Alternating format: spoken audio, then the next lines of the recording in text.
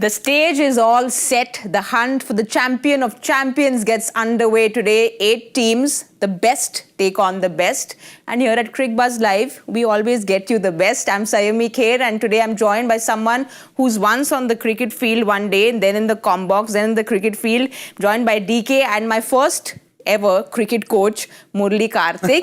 Welcome to Cricbuzz Live. For those who don't know, I don't know if you know, but he coached me for Ghumar because I had to get my left arm action going well, and who better than Kartik? I know he was coached by the best, Bedi sir, so yes. You're coming from the right place. That's the first time I've ever been introduced as a coach. Thanks for that, Saiyami. No, but those 3 days were quite special because obviously I was a right-hander, I had to become a left-hander, and then you're a natural at sports. And then to get that going, and my director was very certain that he wants someone very classical, so which is why we had him. So it's just good to have you back in the studio. Now, what did you all work on? Ghumar. No, not the movie, like with making right to left. How did you start? No, there were specific things which he wanted, and we were trying to convince him that these are things which we won't work. Because see, look, we talk as cricketers. He talks as a filmmaker. They're all filmmakers, so there's a bit of filmy element. But it was good fun because look, you might be a right-hander, but I say this with utmost pride that you're a very natural sports person and you love cricket. So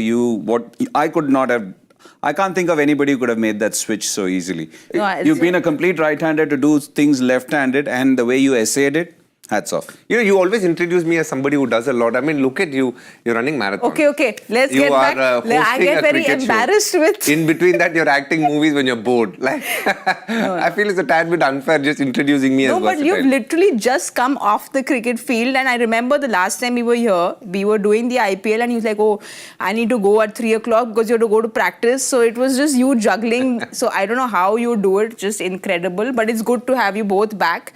And what is also very good is that the Champions Trophy is back. It's been 8 long years and the Champions Trophy is finally back. It's this little, you know how they put it in film, is 8 saal baad. It feels like that.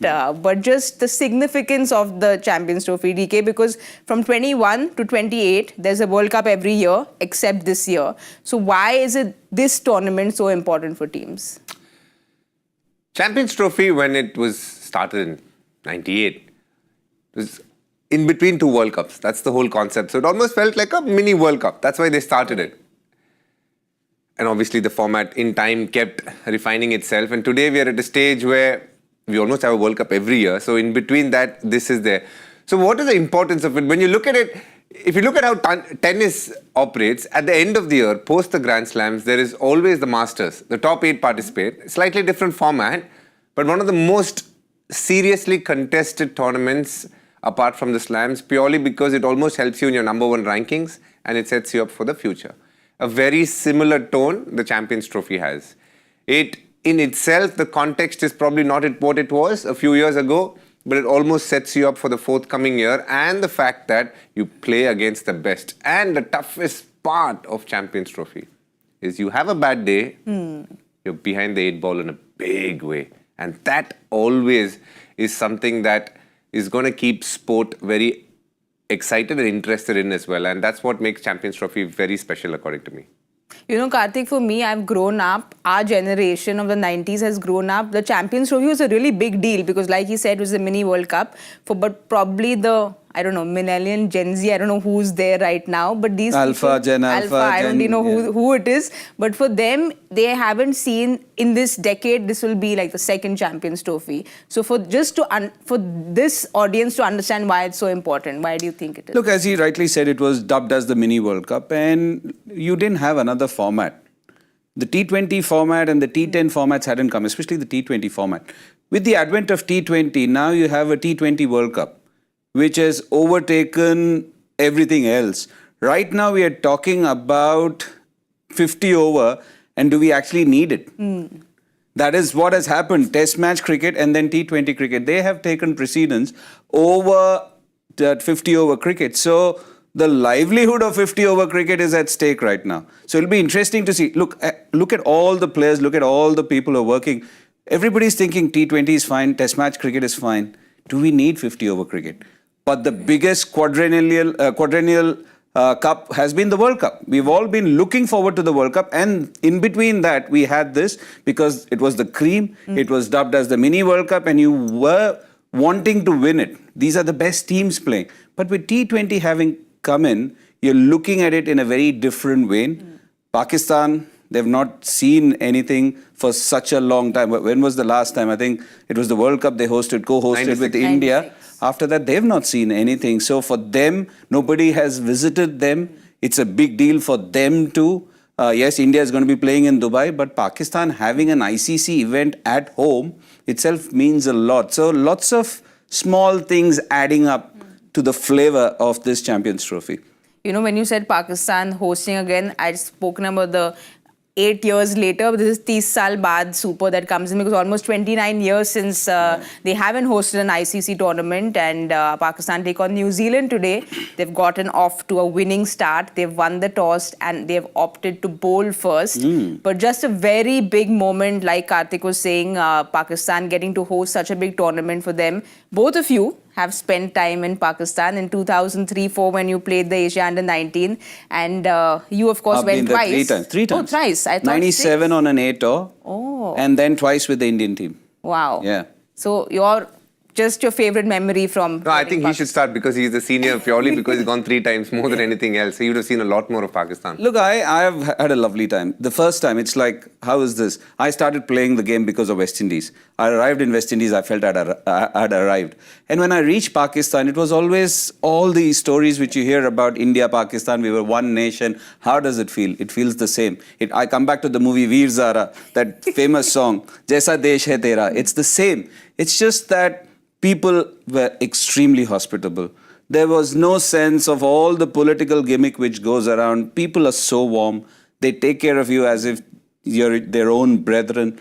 When it comes to cricket, obviously, there is a lot of spice which is involved. So for me, I actually looked forward. It's a shame, for whatever reason, that post-2006, which was the last time we went on a test match trip and an ODI trip, we've not been going there. But every trip of mine has had something special because I've seen the far north on top of Peshawar and the Khyber, and I've been to Karachi, been to the Takshashila Museum, Panja Sahib, which is there in Pakistan. So I've had very special memories in Pakistan. Well, DK, they have won the toss, so they've gotten off to a good start. But for you, your memories, I think you had a really good semi-final there. Yeah, mine was something that you'll understand, but we were like a trailer to the movie that's going to go. So in 2003, the main Indian team was going to go at the end of the year. So the Under-19 Asia Cup was there. So India, we participated in that. And the flight in was good, but we actually went to the border and we walked our way through to India on the way back. It was a good tournament, only happened in one place, Lahore Gaddafi Stadium, and that's where a star was born for India as well, Irfan Pathan. He picked up 8 or 9 wickets in one game, flew to Australia from there straight in, and his career took off with the Indian team after that. But it was quite an experience. The only challenge in Pakistan is the fact that you're always cocooned in a hotel. You know, you don't go out at that stage because we had to be protected properly, the Under-19 team, so that the confidence went back to India saying that... Now your kids did. Yes, so that, you know, they felt that it was okay to come. So we weren't allowed to go out. So that was the only hard part, just hotel and going to the ground. But the pitches are great to bat on. And Nice that must flat be tracks, said. And dew does play a part. And it still does, even today. So... You know, my experience of going to Pakistan was a successful one, albeit it being a tad bit boring off the field. But do you all remember any banter that happened on the field, even if it was boring off the field? Anything that pops to your mind? You've been there for so many times. I've had lots of banter, some of them mentionable, some of them unmentionable. Obviously, because it's all the Punjabi which is involved, and it's they're fun orientated. But having said that... PG-13 show here. PG-13, exactly. So for me, it was just about... when the first time I went, I'll just come to that. I think Basit Ali was a big name then, and some of the things which he did on the likes of, because he was very similar to Javed Miandad. So some of the things he did were hilarious with every one of us. I'll stick with that. Well, for me, it wasn't in Pakistan, but there was this quick spell. Shoaib Akhtar was bowling, and I was playing him the new ball. And one just went past me, and he came and said something in Hindi. I didn't understand it. I just acted like I didn't understand. He stood at me. Oh, tu South ka hai na? Oh, wow. Can you see the ball? I just laughed at him, but wasn't a sledge, but it was a funny moment that I had. All right, these stories can be endless. That's why I love Cricbuzz, because I get to get these stories even in the green room. But we should get back to today's game. Let's have a look at Pakistan's playing 11 and see who they've gone ahead with. Pretty much who we expected them to go ahead with. Yeah, a stock standard team. Obviously, Kushdil Shah is their nominated left-arm spinner. And the guy who comes back is Haris Rauf. They had tried Fahim Ashraf, but they've gone back to Haris Rauf. He's coming back from an injury. He's had a good time in ODI cricket. Abrar Ahmed, he's going to be key for them. One of the reasons they struggled in this World Cup that happened in 2023 was purely because their spinners weren't good enough to pick wickets through the middle. So that they have tried to mend by bringing in Abrar Ahmed, who's a bit of a bowls the carom ball, mystery spinner as they call it these days. But their challenge is obviously not talent. I think they've always had a lot of talent. It's about trying to put that group together, which Rizwan has done pretty well, and I'm sure we'll speak about it more in the show. But this 11 is what exactly people expected.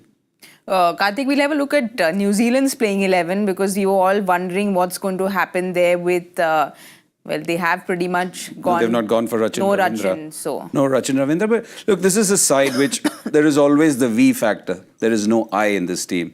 You see anybody performing, and when they come out and they speak, they'll say we. So New Zealand will always punch together. It's going to hunt together. So it's good to see them.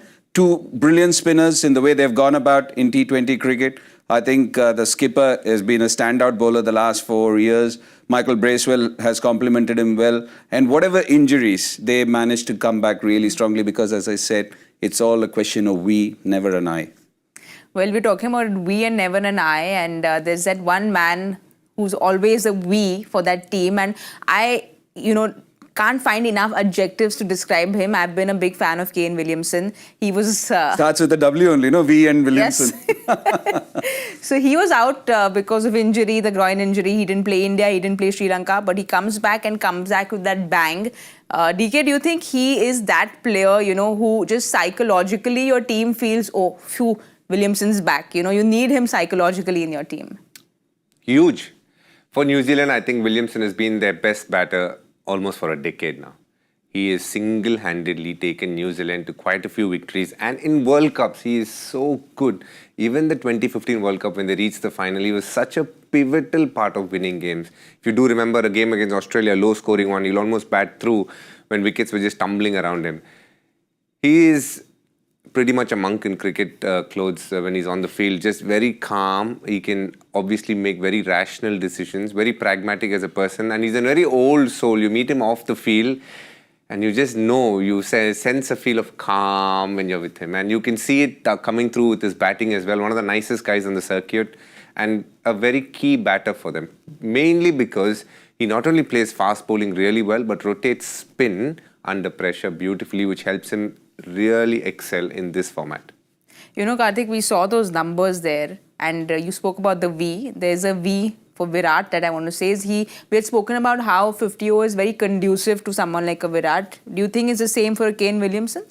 I would say he's just an all-format player, but preferably Test match cricket and ODIs seem to be his forte because he's got more time. T20 has become a lot more dynamic. If he had come into T20, or if you're talking about Kane Williamson in the era we started, maybe he's still a gun batter, but things have changed slightly. But 50-over format and Test match, as DK said, he is the fulcrum around whom everybody functions. He's the absolute cog in the wheel around whom everybody works. He's the proper spine.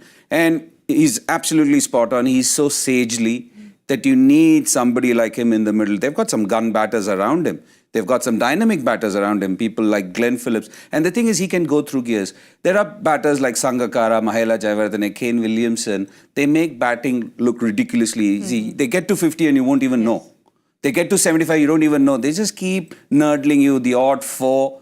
And then you think, look at the scoreboard and they're already reached somewhere. And around him, people function. So he's just a gun batter and a brilliant guy to watch. Yes. And as he's rightly said, when you meet him, you feel as if you're transported into some spiritual land. He is so sagely. No, you both mentioned the calmness that Kane Williamson brings. Just taking out that calmness, I want to go to the other middle order bat who's captaining for Pakistan. Rizwan, I feel, has also brought that calmness into the Pakistan team because, you know, we know the turmoil they've gone through with their leadership, with their coaches changing around. When he came in October, they won down under, they won in Zimbabwe, they won in South Africa. The Tri-Series, they went to the final. Do you feel he's brought that calm to the team which the Pakistan needed?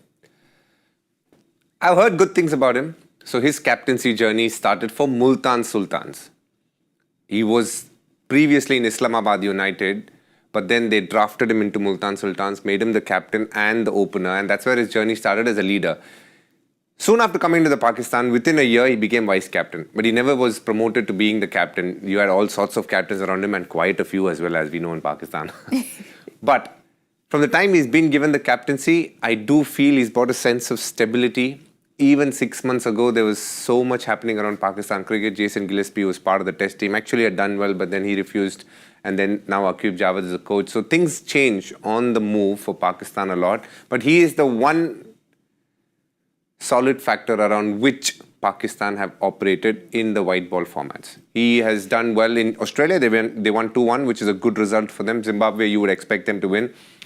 The Tri-Series, they went to the final, but again, they fought hard. Even in the finals, after scoring 240, they took the game deep. So he's tactically very astute. And I also hear that the boys respect him a lot, which is something you need to have as a Pakistani keeper. For that matter, any team, more so Pakistan, so that they all sing the same tune. And it is good to see Pakistan doing well. And I really hope they do well in this tournament. It's very important for them. And from that context, it becomes important that Mohammad Rizwan is at the top of his game. But Kartik, he's been leading from the front with the bat. The numbers do the talking for him. So is he that most prized wicket for any opposition?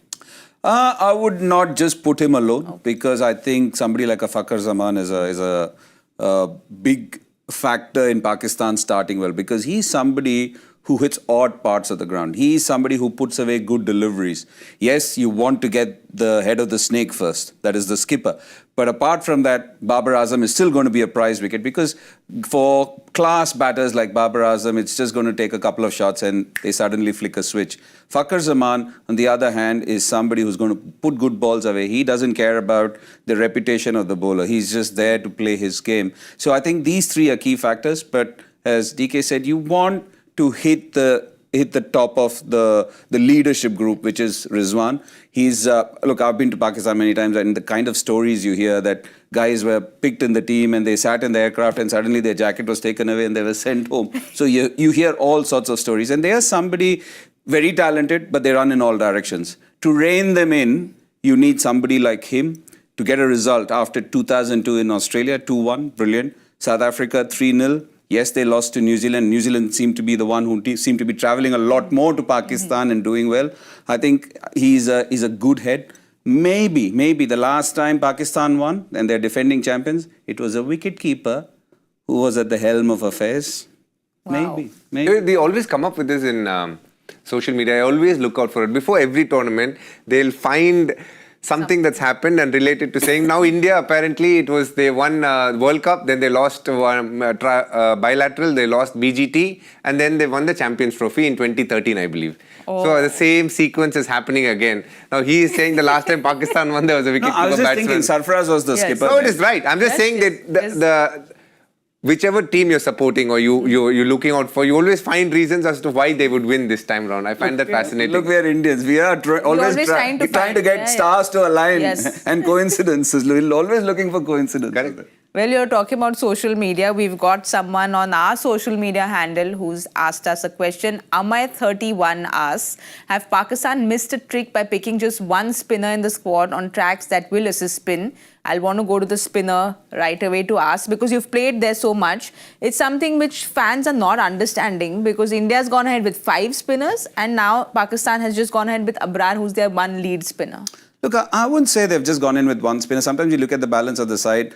DK mentioned Khushdil Shah. You've got Salman Ali Agha. I think he's a handy off spinner. I think he does well, and also with the number of left-handers in the New Zealand ranks, he's a canny off spinner. And they've always based their bowling around fast bowling. So it's tough to find the quality spinners. They've gone in with a few, they didn't like them. So they've gone in with these three who are going to do a job, is what I feel. Abrar, again, I spare a special relationship because he was born on 11th September, so I'm always going to root for him. But I think those three are there. It's not as if they don't have. Yes, they don't have out and out apart from Abrar. But I rate Salman Ali Agha as a handy off spinner. DK, you said that the last time they struggled was because of the lack of spin options they had. And again, you are someone who's done a PhD on tracks. You remember how flat and batting-friendly tracks are in Pakistan. Are you surprised with their decision? I think it's purely because of lack of quality. See, they tried Shadab Khan and they tried him for a long time. In fact, he was a vice captain of that team. And they have let go of Shadab Khan. And if you look at their test team, they're almost playing horses for courses. When they play in Pakistan, they play Sajid Khan and Noman Ali. When they travel, they don't even take a spinner. Like when they went to Australia, Salman Ali Agha was their only spinner, even in Test cricket. So at this point of time, the truth is that they are not trusting any of the other spinners around. Abrar Ahmed, in spite of being picked, it is a bit of a trial and error. I'm sure it is the confidence of Rizwan, who's kept in Test cricket to him. Abrar has done well in Test cricket too. And I said, okay, let's have him. Because the one thing that they missed in the World Cup was wickets through the middle. And probably Rizwan and the selectors feel this guy has the opportunity to get us some wickets. But I think it's because of lack of resources that they have gone to one spinner. The one thing Pakistan have always had is fast bowlers. And consistently around 140, if not more. And that has come through yet again in their squad. The only thing in defense of Pakistan is every time they're bowling second, it will help. Now, to compare Pakistan and India is very silly because Pakistan is playing in Pakistan. India is playing in Dubai. So, we shouldn't compare those two. Obviously, at this point of time, even though I still feel India has one spinner too many, that's a different one.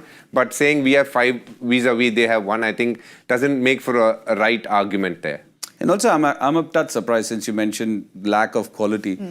Look, they've always had a different kind. They've not been known for spin bowling, apart from Sakleen and Abdul Qadir and Mushtaq Ahmed. They've always had these guys who have done well. I actually rate Sajid as a very good bowler. I see something in him, but the thing is they don't play him in ODIs at all. He just, as DK said, they pick him on tracks. He's got the work in his hand, but somehow they don't pick him for anything else. So, we're talking about spinners, and there's someone who I love watching bat, especially against spinners, is Devon Conway, because he just uses his feet so beautifully against spinners. And we've seen what he's done for New Zealand. He's got that 100 right now. He was out because of injury. He played only 2 out of 12 ODIs for New Zealand after the World Cup. So you think he's someone who goes a little under the radar, Devon Conway? Post the World Cup, 2 players haven't gone really well for New Zealand. One is Tom Latham. Devon Conway has gone okay, but not up to his lofty standards that he set for himself.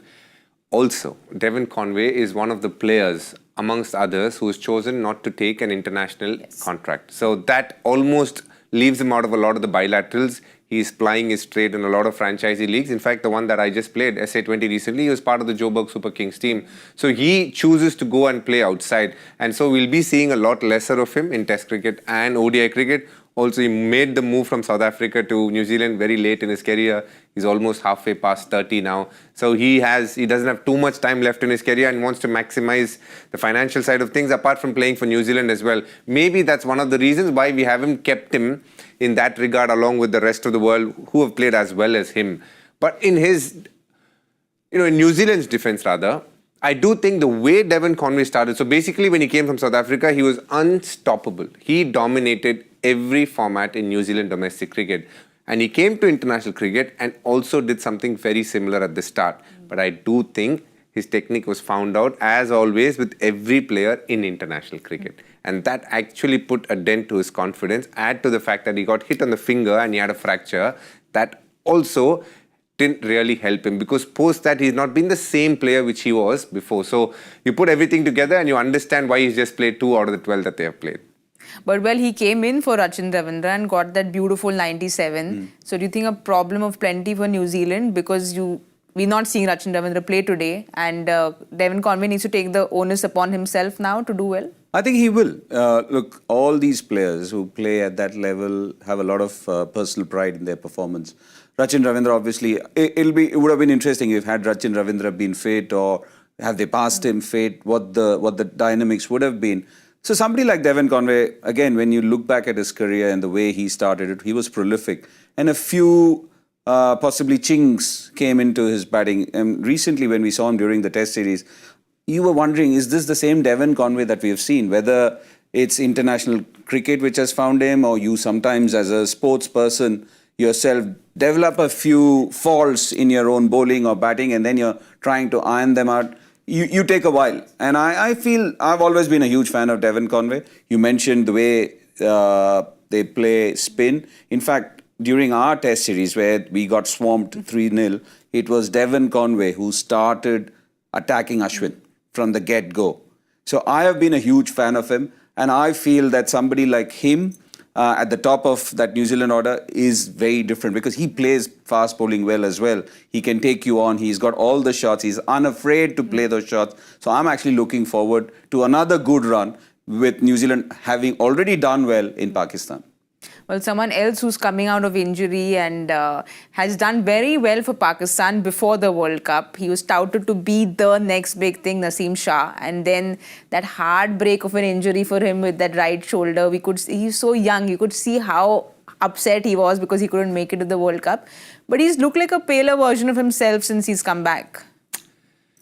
When he came in, he was very young. He was sharp. I remember when he played his first test in Australia, everyone was speaking about his speed. And then he had that nasty shoulder injury. And when you have a shoulder injury, it's one of the toughest ones to get past because it is the most important component of your bowling apart from everything else. And then you see the stats, it tells you a story as well, what he was. But what is good is he's again back to bowling 140. He's taking the ball outside consistently. But the beauty about Naseem Shah is also brings the ball back into the right-hander. The ball swings a bit. He is a handful. I know personally Rohit Sharma telling me that of all the Pakistani bowlers, he finds Naseem Shah the toughest, which tells you a lot about his skills. So for me, Naseem Shah is a very important bowler, not only because of how he operates with the new ball. I think he's very effective with the old ball. And a good Naseem Shah is good news for Pakistan because they really require him. The good thing about Pakistan is they have 3 solid fast bowlers. They were completely out of form during the World Cup, but if they come good, Pakistan are quite the team. Well, I was watching Harsha's preview on the Cricbuzz and he said the same thing. He said if they come good, they're maybe even better than the Stark, Cummins, Hazelwood. Yeah, because that's one of the reasons why they have banked or they have based their bowling around these bowlers. Haris Rauf hits hard lengths. He can hustle through the crease. He can surprise a batter at any stage in the game, and especially the middle overs. And that is where it meanders. Why are teams looking for wicket takers in the middle overs? Because that period from 10 to 40 meanders, and also you are in the modern day game bowling with one less fielder. So you need to have an ace up your sleeve. You need to have some special skills around that time. And Pakistan feels, again, DK said the lack of quality amongst their spinners. Pakistan has pace because of the abundance that they have and the fact that these 3 have been there and have done well. They've based their bowling around these 3 and they are absolutely vital. Well, Karthik, you spoke about special skills. We need to now pull out our special skills. What, You'll see, is the part which I really don't like because I never have these skills. Let's have a look at the joy factor question of the day. No, I can never crack Joyda. No chance. Well, those are special skills we need right now. 4 cricketers connected in some way made their debuts in 83, 2017, 18 and 24. What has the last managed to do in 25 that the first 3 didn't? You know, I know the answer to this.